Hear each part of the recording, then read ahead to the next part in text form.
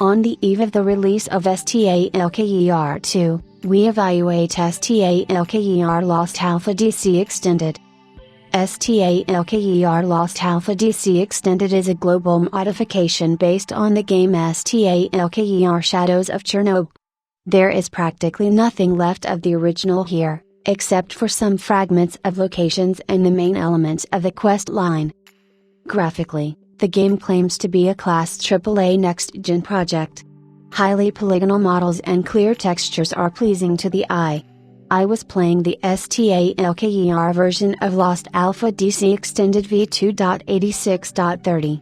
The game has its own launcher, which checks for a fresh version of the game every time it starts. And during the time I was going through it, the game was updated twice. At the moment, there is active support for the game, and new versions are released regularly, adding new content and fixing bugs found. In 4K resolution, it is impossible to play on an RTX 2070 video card. With the maximum graphics settings I got 2030 FPS. Only the RTX 3080 video card made it possible to get a comfortable 60-70 FPS. The game has a system of skill points as in all RPGs. Points can be spent on improving the characteristics of our hero. Formally, the entire zone is divided into 3 locations: South, Center and North. There are several maps in each location. Most locations have a guide who, for a little money, can take you to any other location if you have already visited it before. Southern maps: Cordon, Landfill, Agro-Industry, Metallurgical Plant, Dark Valley, Dark Hollow. Central maps: Bar, Amber, Army Depots, Construction Site, Dead City, Forest. Northern maps: Swamps, Pripyat Environs, Cement Factory, Old Road, Northern Hills. There are also locations in the north of Pripyat, the Chernobyl nuclear power plant, generators, but the conductors did not go there. They will have to stomp on their own. There is permanent radiation in the northern locations, so you will need a special suit. The entire environment of the levels is covered with high-definition textures. In Lost Alpha, the main character is a stalker who does not remember anything, and in his PDA there is only one task: kill the shooter. The key moments migrated from the first part of the trilogy, but they were transformed so much that each of us will be able to relive this story anew, with new sensations from passing. A large number of plot branches and side quests were also added. In 5 locations there are masters of repair and modification of weapons. For each of them, sets of tools for rough work, fine work and calibration are hidden in different places, as it was in the Call of Pripyat.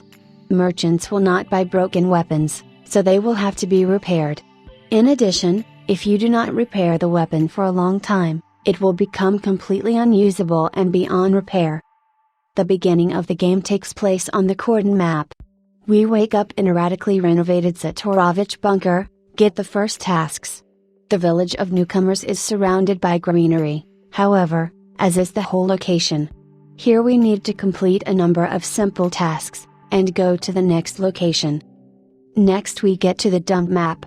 There is nothing left of the former landfill, the garbage is poured in a different way and in other places.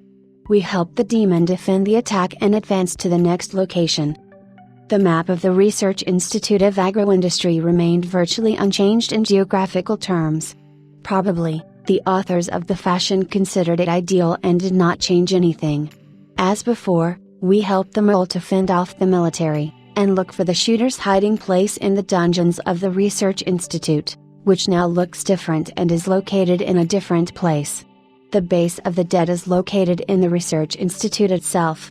There you need to pick up the documents for the bartender. We move to the bar map, which has nothing to do with the original. Although the bar itself has not changed inside. And the bartender is still the same. In the bar we will receive a task from Comrade Petrenko. Petrenko will send us to the Dark Valley location. In the north there is a bandit base led by a hog.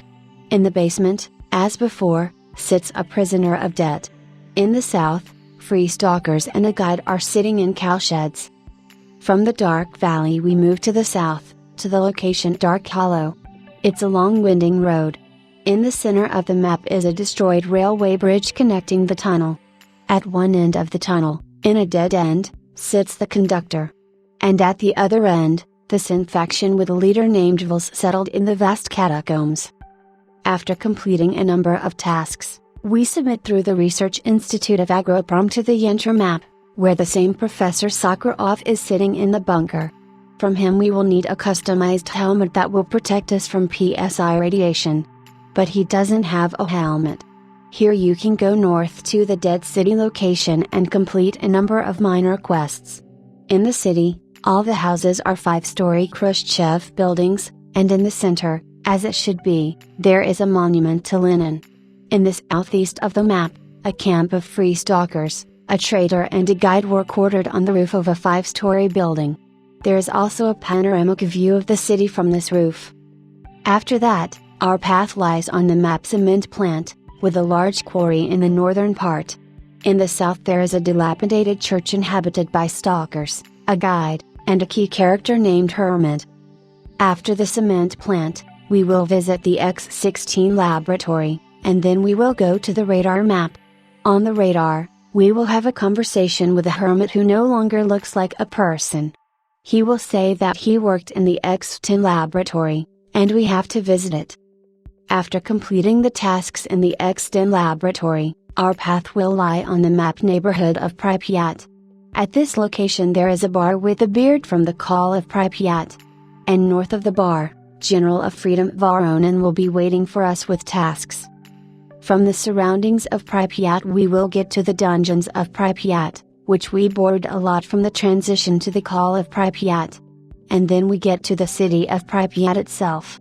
Geographically, it does not differ from the original map, only improved textures and added more vegetation.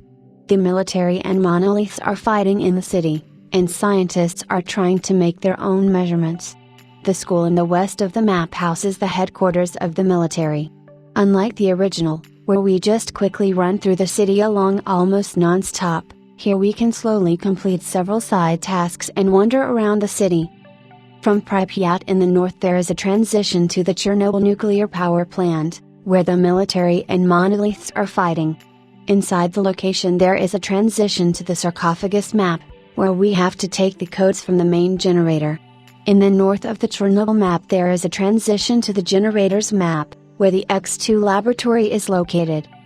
At the end of the game, we will be teleported to the Cordon to Satorovich and the free game will begin.